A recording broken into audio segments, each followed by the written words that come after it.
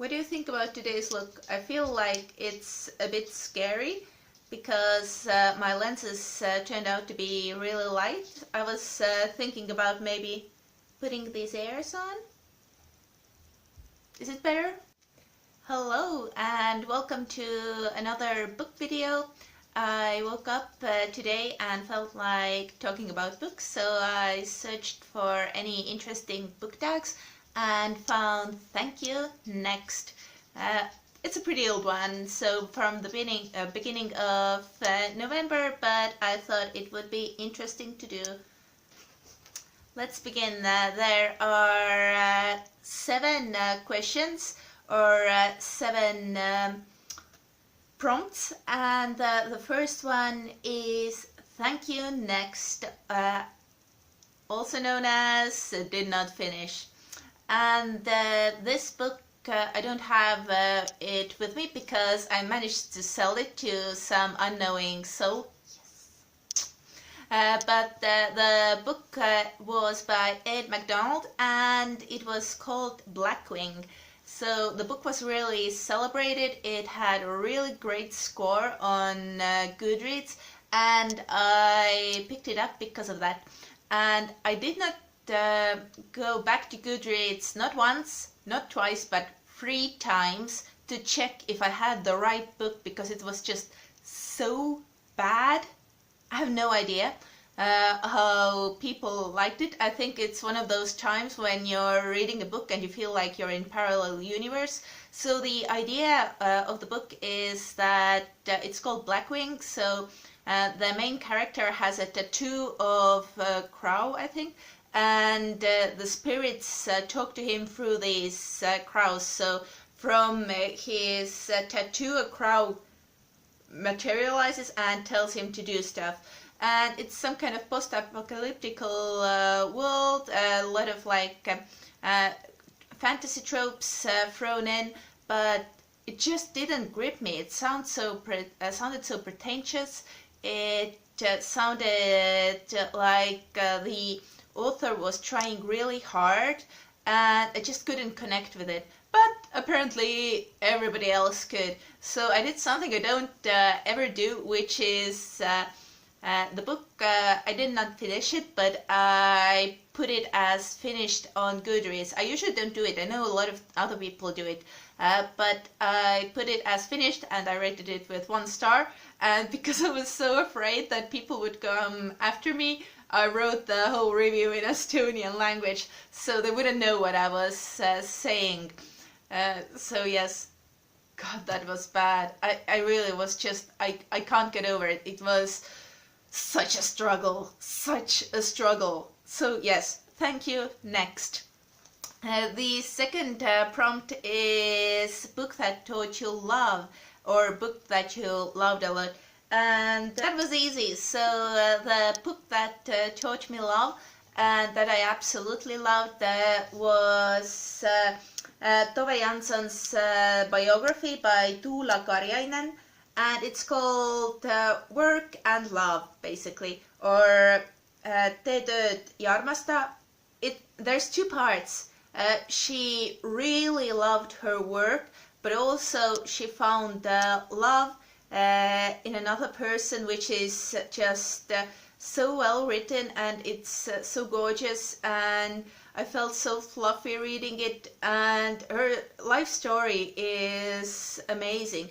She was very devoted both to her work and to her love. So this is a book I went back and bought 2 copies of, and I gifted it to 2 of my friends, and I'm prepared to lend this out. It's so many fluffy feels, and I feel like this is a good reflection of my character as well, because I love my job and I would really love to find somebody like Tove Jansson found. So I feel like this is kind of something to aim for. And all the people that have read it have loved it. So if you want to pick something up, just pick it up, because in addition to everything else, you'll see how Moomin's brand grew, and also you'll see that she really was an artist, not for just coming up with movements, but murals, paintings, everything else. I just love her creativity. And yes, it's a lovely book, and it definitely taught me love. So the next prompt is a book that taught you patience. And I went back and forth thinking about what do I pick? Do I pick something that was really hard to get through? So I learned patience just going through the book. So I picked out everything that was over 600 pages. Then I thought about picking a book that was really hard to get through because it was not well written, but I had paid money for it, so I just wanted to get through it, which was Red Prince. I've talked about it before. But then I thought that no, the book that taught me patience is How to Sound Cultured.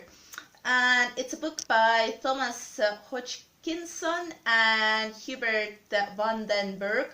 And it's called Master the 250 Names That Intellectuals Love to Drop into Conversation. That's a mouthful. So it was so funny, but there are 250 people here, so it's just funny little stories about these people's lives. There are actors, there are playwrights, there are artists, there are writers, so everybody who you would want to drop into the cultured conversation. And because I do sometimes mix in circles where people are really artsy and like to talk about all these things, I found this really helpful. But why did it taught me patience? Because there were so many names. There's so much to remember, and I think I would have to read this book at least 2 more times, patience, to really understand and memorize everything. But it's lovely. It's so good to have on your bedside table and just to read a couple of chapters every night before going to sleep. And I feel like it really widens your perspective and makes you grow as a person yourself. So it's kind of like a funny story, like How to Sound Cultured, but also it does kind of like teach you a bit more about culture. So that was the book that taught patience. Prompt number 4 was a book that taught me pain. And again, it was kind of hard to pick. And I ended up picking 2 books. First is Night by Elie Wiesel, and the other one is My Time in Auschwitz by Primo Levi. That I have in Estonian, and both books are of Holocaust and these 2 people's accounts of being in everything like that. So the books are different because Elie Wiesel is very young when he is taken to camps, and he also has his father with him. So that's an extra comfort, but also extra pain because he also has to worry about his old father.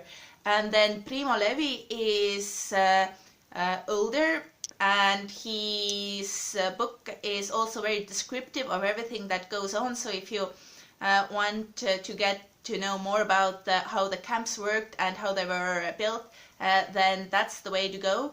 But they are both so painful to read, and I feel like everybody who thinks that Holocaust is funny or didn't happen or whatnot, you really have to read through at least a couple of first-hand accounts, and that really brings it home. This got really serious and I got a bit preachy, but those books, when I read them for my summer camp, which I had on Holocaust, so those really broke me, and I felt like I understood everything better.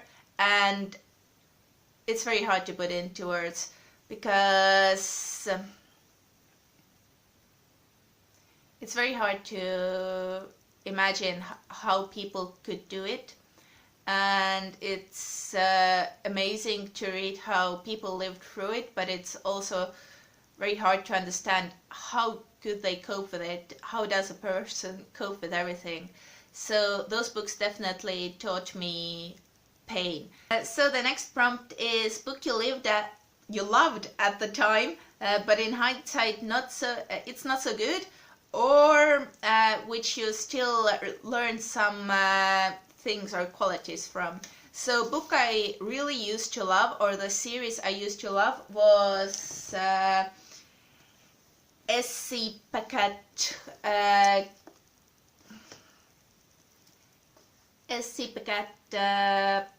Captive Prince series, and I read it when it was online, and then before the third book she got a book deal by Penguin Books, and I used to love them, and it was such a long time ago when I read them, so when I bought them in a book form I reread them and realized that they are problematic. There are so many consent issues, there are so many things that I before found really like intriguing and hot, and now I'm just like, no. So this hasn't aged well, but I think the third one is a bit better, but especially the first one is just like, ooh. So it's really hard to recommend it to people. I remember that I used to do it, and now I'm like,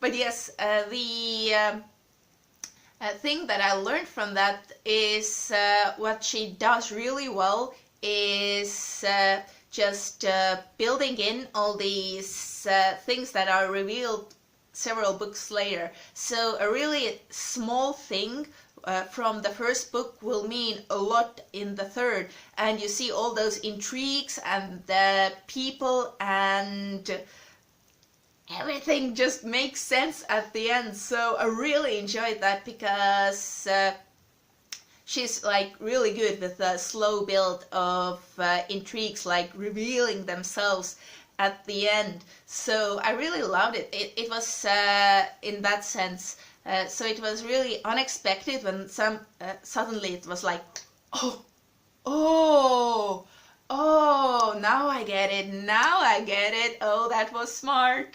So yes, that's the part that I still enjoy from those books, but she wrote them long time ago. I think a lot of authors go through these kinds of phases, so that shouldn't be held like as an example of what she is now, I feel.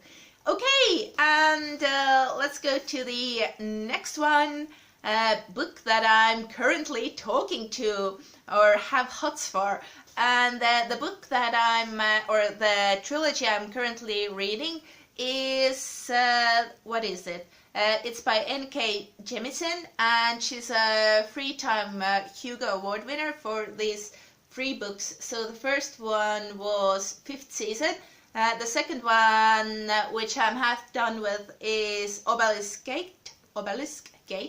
And the third one is Stone Sky. And this is an interesting take on fantasy. It sounds new, and it has basically it revolves around female characters, which is always a plus for me.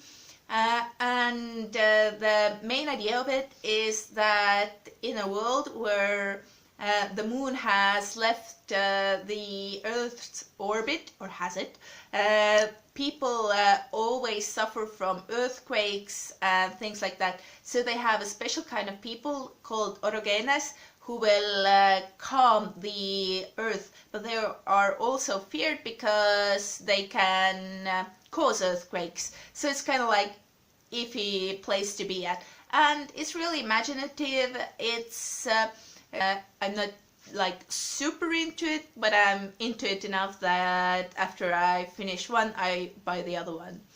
So that's the book I'm talking to right now. And last is Book That's Gonna Last. So the book of that helped me love yourself, the book that helped me love myself, and the book of me. Or the book that made me love myself a little bit more than I already do. I decided on Emmeline Pankhurst, My Own Story, and it's basically her view of the suffragette movement up till the day she's writing it. So at the end of it, they haven't still gotten the vote, but she sheds more light into why the suffragettes became militant and what exactly was the struggle. So reading this, I really came to be at peace with the fact that I'm a feminist. So I feel like in a lot of countries it's kind of like a dirty word, and it has a lot of negative things connected to it. And for a long time I didn't want to be associated with it because I felt like I don't know enough about it.